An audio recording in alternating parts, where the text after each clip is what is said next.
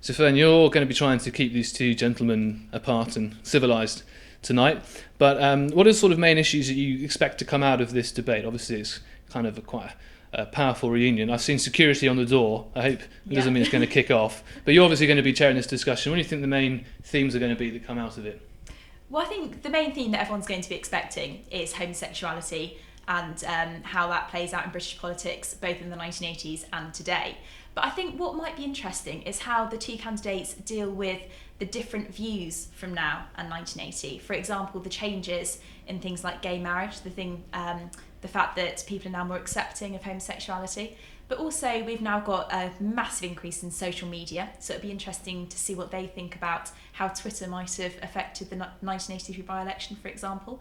The splits in the Labour Party, I think, were very interesting at the time as well. That's something that's often overlooked when people focus on the homosexuality and the homophobic attacks that took place. But actually, Peter Tatchell, the Labour candidate, wasn't endorsed as the Labour candidate by either Michael Foot, the leader, or the NEC, the Labour National Executive Committee. So I think that's something that we could pick up on as well, which would be an interesting theme. Yeah, I think it's fair to say that attitudes have changed completely and politics has changed completely. But I mean, take the two guys on stage tonight.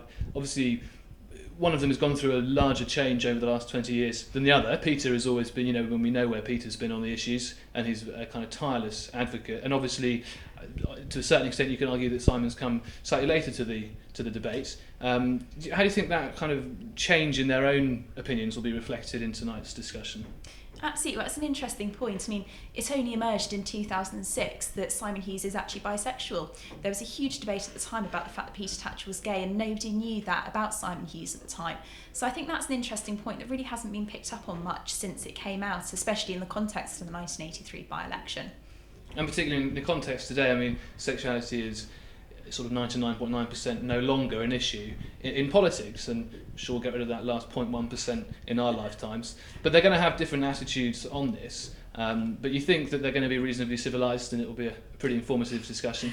I should hope so. I mean, it's interesting that Peter Tatchell actually endorsed Simon Hughes in his bid to be Liberal Democrat leader in 2006. So I think they have put their differences behind them. Whether when they're reminded of all the heated things that took place in 1983, those tensions might come to the surface again. It'll be interesting to see.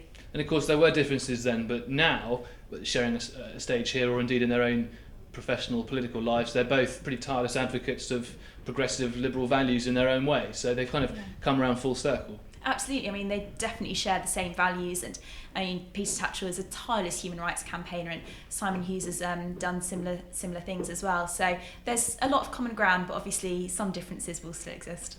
Excellent. We look forward to you drawing them out. Good luck tonight. Thank you very much.